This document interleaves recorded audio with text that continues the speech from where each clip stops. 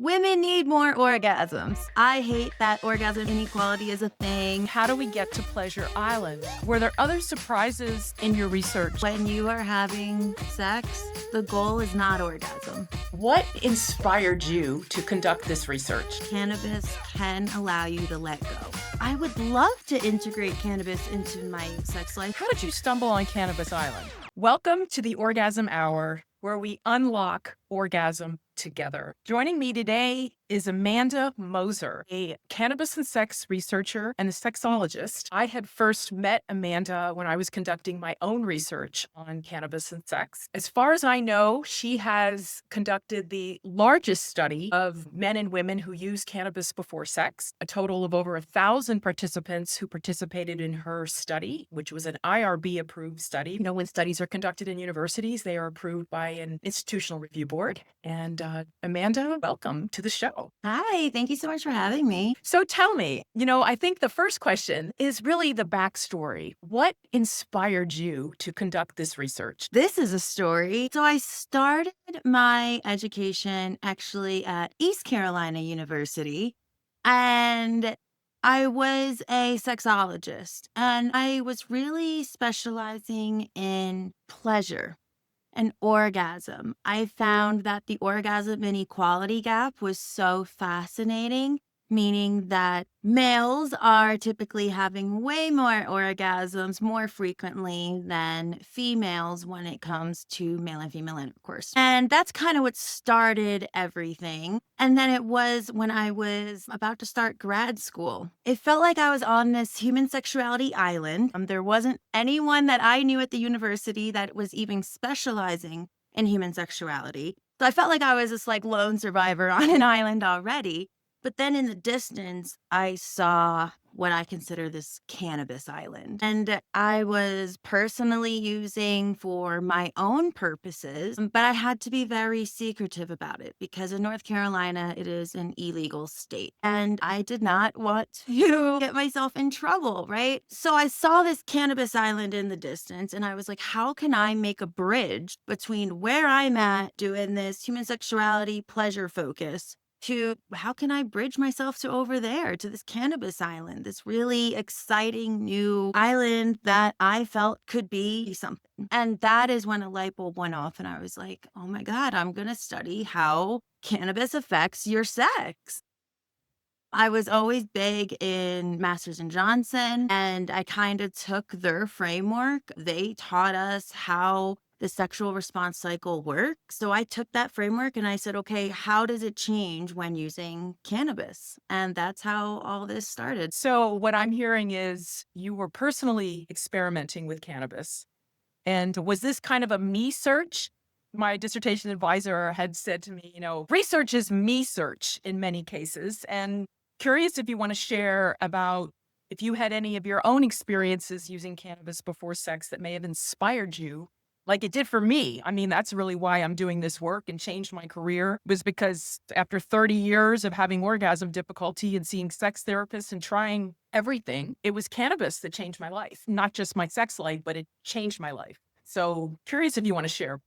Yeah. So being a pleasure-focused sexologist, I will also get pleasure as well. And word on the street, anecdotal evidence showed that cannabis could help with that. So from the beginning, I was like, well, I could better what I have going on, but I was also having my own difficulties. I suffered with endometriosis, and that puts you in a great deal of chronic pain each and every day, which wears on your body, wears on you mentally, wears on your psyche after a while. And I found that cannabis helped me with that. And if I wasn't having severe menstrual cramps, I was able to enjoy sex. And I was also finding that it was helping my severe menstrual cramps. And so that was another reason that I wanted to get into this. I guess it was for me search reasons. But I also was like, this has not been done before, and I really feel like I have something here. Very true. When I was doing my research, I had seen your original study out of the University of North Carolina that was a dissertation. I had found over 1,000 research articles, and yours was one in particular that I tracked and followed. I think I even contacted you Yeah. after That's how we met. back when. And I just want to add, that endometriosis was just added in the state of Illinois as a condition of treatment with medical cannabis. There's 2 women there who have pioneered that. And that, I understand, is the first state that added endometriosis and female orgasmic disorder. Colorado being the leader, putting female orgasm difficulty as a condition of treatment. But we'll get into that. So let's get to your research. So tell us about how you conducted the research, like what the process was like, and then we'll get into the findings, even the ones that might have surprised you. In 2018, I collected this data. It was a nationwide survey that you can take online. The only qualifications was that you had to have used cannabis at least once in the past and be able to report maybe how it made you feel. You did not have to have had sex while using cannabis, because I've also saw that your body goes through the same physiological response with or without a partner, i.e., masturbation. So I was also able to look at that and see how cannabis influences it. Overall, I did get over 1,000 participants, which is really cool. And we published in 2023, but we only reported on 811 participants for that study. I just reviewed your abstract again and the study before I'm coming on the show. And what was interesting was that the age range of your participants was 18 to 85, which I found interesting. And the majority were female. 65% were women who participated in your study. 73% were in monogamous relationships. It's interesting because the research out of the 70s, cannabis research on sex had been done since the 70s, 69, with Dr. Eric Good, as you know. And interestingly, the researchers back then were concerned about women not being monogamous using cannabis back then. So it was interesting to find that 73% of the participants were monogamous, and age and race were not statistically significant in your study. It didn't matter what age they were. And this one, over 70% increased desire and orgasm intensity. Tell us a little more about it. Yeah, so when we compared that Masters and Johnson model, so looking at desire and orgasm, and then overall resolution and satisfaction, ultimately we looked at how cannabis can influence your sexual functioning as well as your sexual satisfaction, so your overall enjoyment. And yes, one of those aspects was sexual desire, so you want to have sex more. We found that it made them a little more horny, made them little more want to engage in those acts. And it could be for a variety of reasons, right? We also looked at sensuality, so how the 5 senses also impact, when you use cannabis and mix it with sex. And we did find that it increased significantly their taste and touch. And if you think about it, you use taste and touch a lot during sex. So for those senses to be enhanced, I would also want to have more of it too. Makes sense, right? The desire aspect, because we hear many women talk about not having desire and desire being the number one sexual complaint of women. Orgasm used to be the number one. Interestingly, my study found that women who had orgasm difficulty, desire was not their main issue. It was pain. For women who did orgasm, the main issue was desire. And there is studies out there that show that states that have medical cannabis or cannabis programs, people are having more sex. So your study validated that, is what I'm hearing. Yeah. And so the more pleasure with masturbation, 62% having more pleasure through masturbation. The contrast. So how did your study contrast with other studies? I read that in your conclusion that your study had contrasted with other studies. The biggest thing that I saw, and this is going to refer back to comparing it with those 60s, early 70s research. So like you said, there has not been any cannabis and sex research like this since the late 60s, early 70s.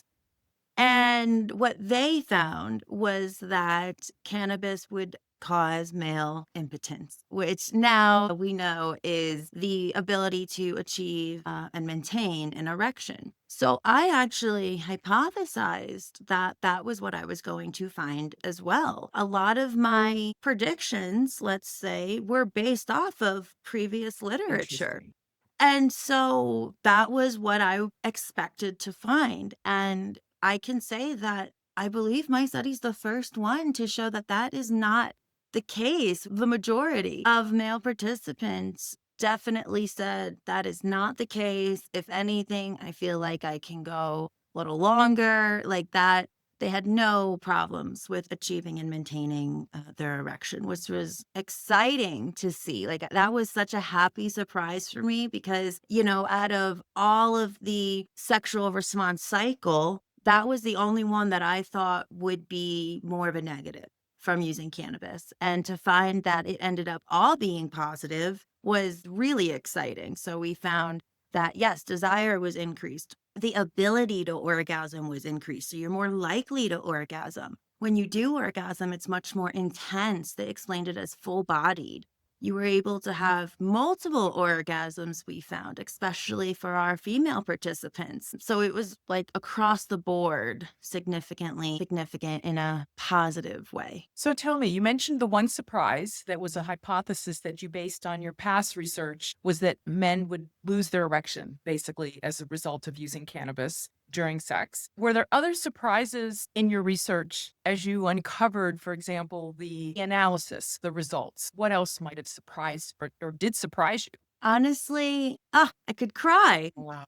I was so proud of just the overall data that we found. For this to be a study that really hasn't been done before, for it to come out completely positive across the board, despite gender, despite age. Like you said, we had people from 18 years old to 85 years old, and across the board, they all said that cannabis made their sex better. At the end of the day, I was surprised but happy, and I was just proud that I was able to put out this research that hasn't been done before, that is able to change people's lives for the better, and be able to have a science-based research study to show, like, here, it's not just word on the streets. It's not just Right. anecdotal evidence. It's like, here is scientific proof almost that cannabis can make your sex better. Wow. That's a lot to like breathe in, like I really felt you in that about the realization of what you were bringing to the world. Now, for example, that we can have a live broadcast, 3 different social media sites simultaneously. And we welcome questions for those that may have at some point come on while we're on the show. We're open to answering questions. The multi-orgasm was another thing that I saw in your study for women, that women were more likely to be multi-orgasmic or they experienced multi-orgasm when using cannabis before sex. Was that a surprise? That was one where going into this, I was already like, women need more orgasms, right? Like, we deserve more orgasms. And so that was like my background. And I was hoping that I would find that, right? But to have that data come in and show that cannabis is, like I said, not only increasing their ability to orgasm, so they're more likely to, but they're having multiple orgasms. And I'm, going back to the whole orgasm inequality gap where women are not barely having orgasms during everyday intercourse. To now, if you use cannabis, you're more likely to orgasm, have multiple orgasms. I was like, well, this is it. This is the answer. I found now the miracle to life. Join the cannabis island, right? Like come to the Yes, island. live there now. You do live there. You're in Colorado, right? Like you are in Yeah. Colorado. Any taboos, people who might be listening that the taboo, I don't want to be high. Some of the comments that I hear women share, like, I don't want to be high during sex. Tell us about that. Like, how would you respond to that? Listen, I get it. When I did this study, I was in rural North Carolina, where, like I said, it's very illegal, a felony to Wow. have cannabis. Good thing you're not there now doing. I know. That's why I had to get out. As a sexologist, they were already like, whoa, go to church. And then I sprinkled on some cannabis, and they were like, okay, that's enough. That's enough. Yeah. Yeah. So I get it. And what a lot of people may not realize is that there was a time when I was starting this study where I was on the edge of my bed. I had my head in my hands, and I was like, oh my God, why did I have to pick the most controversial research topic? I just remember being so hard on myself and saying, why couldn't I be passionate about accounting? Why could I not be passionate about math? Okay, that's so less controversial. But unfortunately, that's not what spoke to me. I was, I guess, given the powers to make this happen, to be the brave one that speaks out on this because, like I said, it was already one thing for me to be a sexologist. And I felt like there was also kind of a push for me to do more sex education. And you were already pretty out there, even if you were doing like a comprehensive sex education that's not abstinence based. Like that was already like, wow, she's really going for it. So for me to be a pleasure focused, I want women to have orgasms. I hate that orgasm inequality is a thing. Then I sprinkle on cannabis. So I get the taboo. I totally understand, which is also why I was in what I call the cannabis closet for so many years. I couldn't let my professors know that I smoked cannabis. I couldn't even let my cohort know. It was something that I had to very much keep on the down low, despite the fact that it was greatly improving my life and health in so many ways. I definitely felt restricted because of the taboo legality issue with it. How did you stumble on Cannabis Island? Like, how did you go there?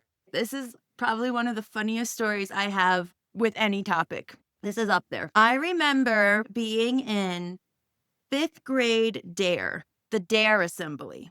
Oh, yeah. Okay. And I'm part of that generation. And I remember the police officer sitting in the bleachers, police officers down there, and he's like, heroin's bad. And I remember being like, yeah. And he's like, meth is bad. And I was like, yeah. Then I remember him saying, cannabis is bad. And that's when I was like, as a fifth grader, I don't even know what cannabis looks like at this point. I don't even know if I really didn't. And I remember sitting there being like, I don't know. And then I had the thought, when I grow up, if I were to try any drug, I think it'd be cannabis. And years went by. Years went by. I never actually tried it for the first time until college. I wanted to, but I guess I never gave off the vibes. The joke with my friends is that I look like a narc. So no one was like, hey, Amanda clearly wants some. So it wasn't until college that someone finally offered it to me. And I was like, oh my God, the time has come. It's here. In the And illegal state. I mean, in the illegal is state. where it was offered to you. Okay. I won't say Yeah. anything. We won't. The last thing we want to do is get anybody in trouble. Yeah. I would not do well in prison. I do well. Yeah. So that's kind of where I experienced it. It started off recreationally. And then I really shortly after learned that it helps me medicinally as well. So even if I were to use recreationally and I would have, let's just say, really bad cramps that day, I would use and feel better, which then led to years later where I really started getting more into it and I learned how to make my own vaginal suppositories to help with my cramps. So this kind of gets into you saying like some people don't want to get high. So that is where, I have taught people how to make their own vaginal suppositories. I have taught people how to make their own cannabis infused lubricant. So that's also a thing that you can do to where if you don't want to feel head high, but you still want to maybe enjoy the sexual benefit, you can use a cannabis infused lube and get a similar experience with that. Now, I noticed that most of the people, men and women in your study, 95% were using flower, were smoking, in other words. I guess the question I have is, do you have personal success stories of people, stories of women that you may have helped make their own suppositories, make the lube, women who've had orgasm difficulty? Have you had successes of any stories that you have come to see, not just through your research, but through personal experiences yourself or others who have actually gone to the Cannabis Island? Yeah, I see people come to me from all walks of life and all spectrums, right? So, doctors, lawyers, police officers, surgeons, like we have people from all different occupations, as well as like my research showed ages, as well as their experience with cannabis. Some of them have never used before in their life. Some of them are maybe daily users and just kind of want to figure out tips and tricks from a sexologist on how to use it to update their sex life, you can say. So that is definitely something. And it also is something to say about your own personal preference and body chemistry. So, yes, a lot of my participants did smoke flower, and I like to think of categories as forms and method. So, form would be flower, dab, edible. Method would be smoking, eating, etc. And depending on your personal preference and your body chemistry would depend on what method and form that you like and that you prefer, but also what works for you and what works for you in a sexual benefit way. Because what might work for you to help fall asleep might not be the same way that you want to go for before having sex. So that's also something Yes. that I help guide people through is kind of what works for you. How can we better your sex life? How can we make it more enjoyable? How can we have it to where women are having more orgasms as opposed to having none at all? Very true. I mean, very true. Can you tell our audience what a dab is? Yeah, I guess I don't that's not really the even most know. well, it's also not the most academic term I could have used either. That is more like, a dab. So it is a form of cannabis concentrate. So where they really extract high percentages of THC, it becomes a concentrate and it is still a smokable product. You Okay. just smoke it a little differently. That's fair enough. So what I'm hearing is you have people come from all walks of life who either are a cannabis user or have never used cannabis and basically want to learn how to integrate cannabis into their sex life. Have you had women who have never had an orgasm come to you and have success with making this or have orgasm difficulty and had success? Orgasm difficulty is a big one that I see. Another one that I see too, not necessarily, it doesn't necessarily start with them wanting to make any differences to their sex life. It's really like, I would love to integrate cannabis into my sex life, but I get bad reactions from it. It makes me paranoid. It makes me shake. There's different side effects. And so there are also ways that we can work with that, and that there are different tips and tricks that you can do to where that doesn't necessarily happen, and to where then you can take it to the bedroom so that you can enjoy these benefits that we're talking about. So these are kind of what I'm hearing the objection. Like myself, I had a bad first experience in college. I was getting ready to walk into a physics class down at Broward Community College in South Florida. And I was 18, 19. And I was like, hey, Suzanne, come on over. We're going to cannabis. And I was like, sure. So, back then I didn't even think about having a hit before going into class until I got high sitting in class. Like it was too much. So what I'm hearing is there had to be a willingness to like, okay, I'm going to try this again and so that I can have a new experience with it. Have you worked with people who, like me, who had a bad experience and are afraid to try it? Absolutely. And at that point, you really got to take a step back, and it's no longer about chemicals. It's no longer about compounds. It's no longer about body chemistry. And, we start getting into mindset. Exact. Very good point. Mindset and maybe even setting, right? Like Yes. definitely not Yes. hitting a kid in the parking lot before a class like that. The rule of thumb before taking psychedelics is set and setting. Yeah. It's the same thing I see of like, where's your mind at and where are you physically? Let's make sure we're in a good place, both mentally and physically, before we add on this experience, because it really is an enhancer. And if you're not in a good place, it could potentially enhance that bad Point. experience. Very It could enhance that not being in a good place. So it really is important to make sure that you feel okay with where you are right now. Like I said, both in your head and your surroundings before you partake.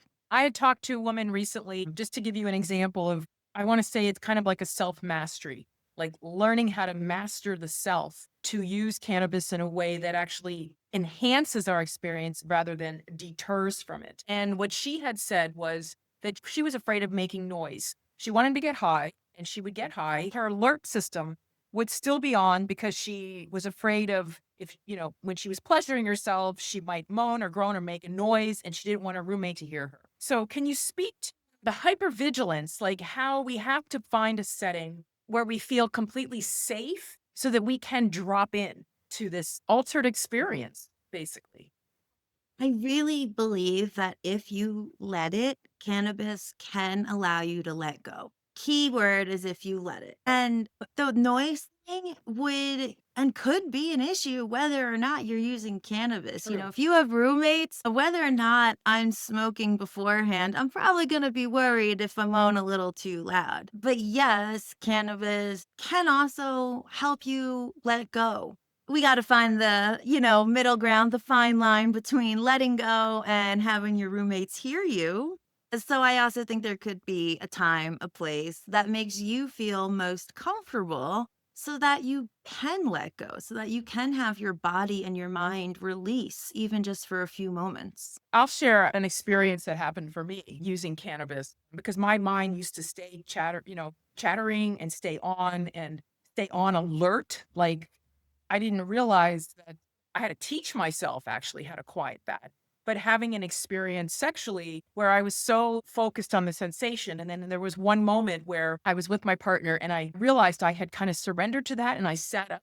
He said, I got you, baby. I got you. I got you, baby. And in that moment, I went back into feeling the sensation. And you know what was fascinating to me? My body orgasmed. Like I didn't, it just did it. Like, we talk about, how do we do it? There's so much focus on how do I get this thing? How do I access this orgasm? Where really orgasm to me is an outcome. It's not the focal point. The focal point for me is what's going on, the sensation or learning how to use fantasy or imagination. Can you speak to that? Like shifting from the focus of the goal of orgasm to learning how to focus on the shift into the sensation. My best advice is when you are having sex, the goal is not orgasm. That is not the goal. The goal is pleasure. The goal is connection, whether it be with yourself and or with your partner. The goal is intimacy. If orgasm happens, that is great. That is awesome. And that is something that we hope for. It can't be the goal. It can't be the goal or else we might be disappointed. If the goal every time I stepped into the casino was to hit the lottery, I'd be disappointed each and every time. But if it happens, wow, that's great and it feels really good. And I think if you think about it that way, it takes the pressure off. Because if you go into it with a lot of pressure on yourself, on your partner, you might be setting yourself up for failure or at least for disappointment in that sense. And so if you go into it with, I want to get closer with myself, with my partner, I want to experience maybe a little more sensuality today, and I want to really focus on our five senses and see where that takes us. Let's look at it from that perspective. And you're actually more likely to orgasm. So, what I'm hearing is to create kind of a container. Let's say, for example, a couple is going to experiment with cannabis. Let's just say this couple has used cannabis and they're familiar with the sensations, that they haven't used it together before. What I'm hearing is that there's an opportunity to create and have a communication before entering the sacred space, let's call it that, of going into the altered state and setting up, let's today just experiment. Let's just feel what's available for us. So a shift really is what I'm hearing in the way it's perceived and talking. Do you run into anything with partners who have expectations and they're not communicating? Oh, absolutely. And that is so, so common. I think my biggest tip trick is remembering that foreplay is so underrated. So underrated, as well as communication. And I really think the two go hand in hand. So using that exploration mindset of, I want to try this. Why don't we experiment with that? Using that communication as a form of foreplay. It can be really sexy for your partner to maybe get a text with you saying, I'd really like to try this tonight. And that's where that foreplay can start. I think that it is a misconception that foreplay starts in the sacred room, as we call it. It doesn't. Foreplay starts hours and hours before that. And so using those communication of, I want to try this, this is a good one. I love when you do that. I love when you do that. That would also really start that foreplay process. And then when the time comes, yes, we can do a little more hands-on foreplay, of course, but it's already been started. You're already been marinating on it. You're marinating in it. Oh, and it brings me back to what you were sharing earlier about kind of the bridge to Cannabis Island, or even we could even take it, call it even Cannabis and Orgasm Island, Cannabis and Pleasure Island.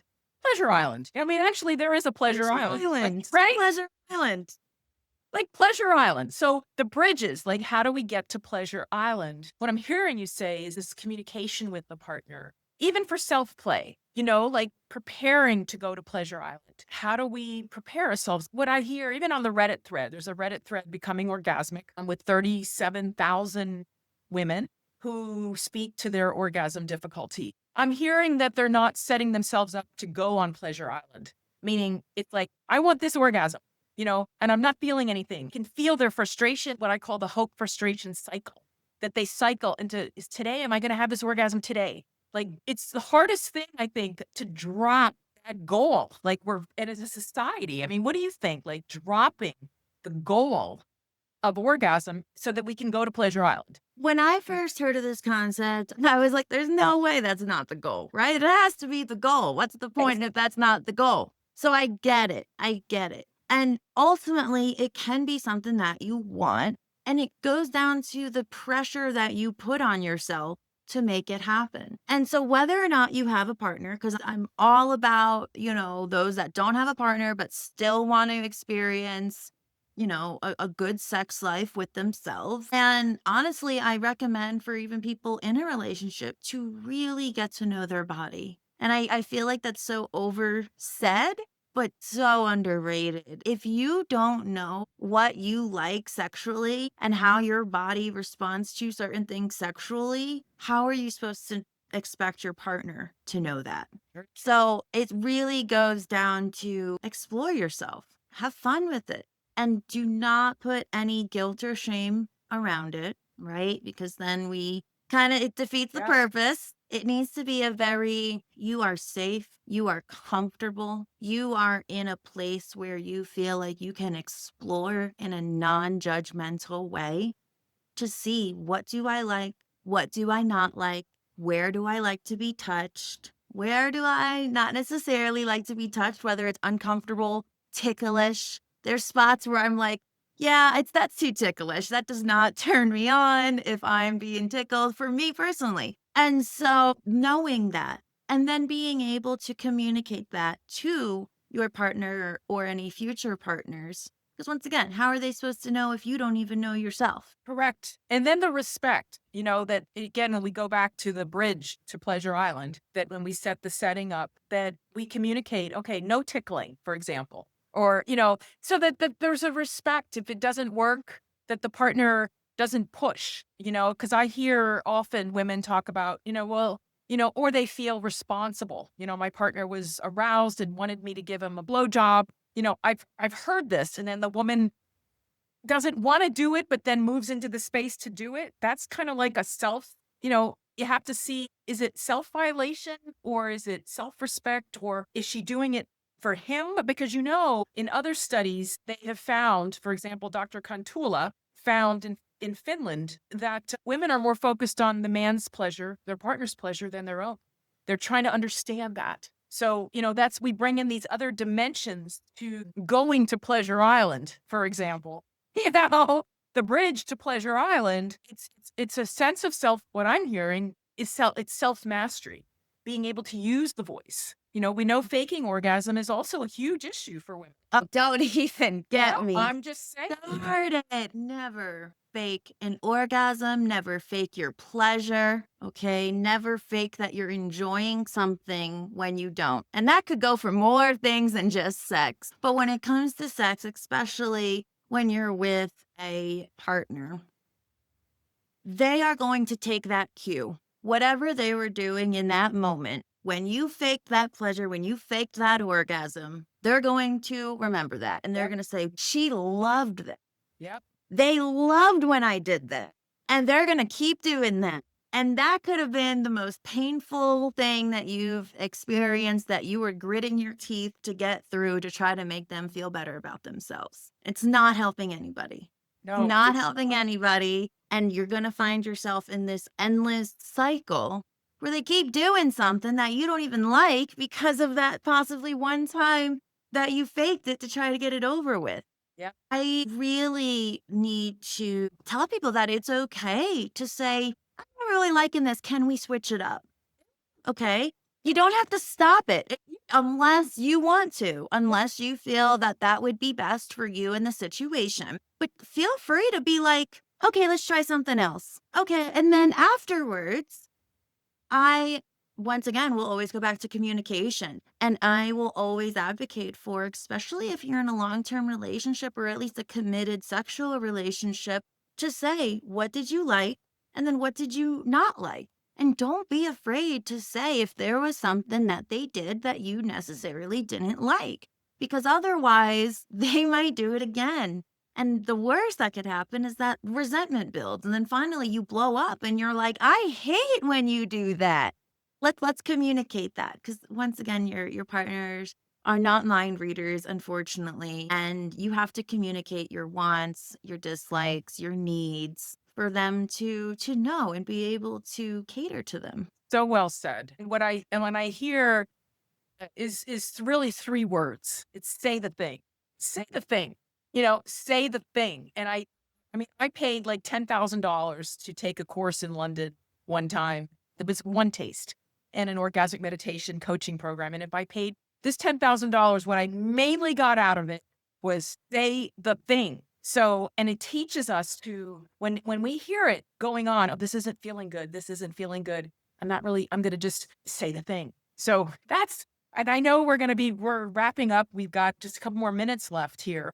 It went by fast, Amanda, and it's really delightful. I mean, just so honoring to see you. And thank you for taking the lead in Colorado, you're with the Women's Cannabis Project, working on getting Colorado to add female orgasm difficulty as a condition of treatment with medical cannabis. There's 2 states so far, Illinois and Connecticut. Any women that live there already have access to it as a medical prescription. I want to give you an opportunity to share your how people could contact you. Yes, you can contact me at amanda@weedlovesex.com is my email. Weedlovesex.com is my website. And yeah, feel free to reach out. And thank you again, Suzanne. I am also just so proud of the work you are doing with these petitions. It is really, really cool to see our research being used and applied. When I did this study, I did not think that we were going to be able to use this data to actually change laws. Remember reading that you said you wanted to change, this was in your research, policy, medicine, and practice. I didn't know it was actually going to happen. You said that in your research. And for that, I was like, best case scenario. And what's the title for those that want to find your research online? Can you share the title to your research? Yeah, the influence of cannabis on sexual functioning and satisfaction. So really, I think it's gotten to the point where if you just Google cannabis and sex and my last name Moser, Absolutely. We can find it definitely find you. comes up. Yeah. I actually have your research. I was reading it. It's actually right here on my phone because I was reading it before we got on the show. So yeah, and just for those that are listening, know that transformation is possible. An orgasm problem can be solved. And the cannabis has been scientifically proven to do that. And we're 2 women who are me searchers who have transformed our sex life with cannabis and more than just sex life. It's transforming our lives. So join us next week. We have Dr. Michael Schwartz, who's going to talk about his research on altered states of consciousness being healing state and how we can access these altered states and heal even some traumas and things from our past. So thank you again, Amanda, for joining us. And we've got a research project that we're working on, and we'll be back to talk about that when we get that going. So thank you again. Thank you. Thank you. Bye, Amanda.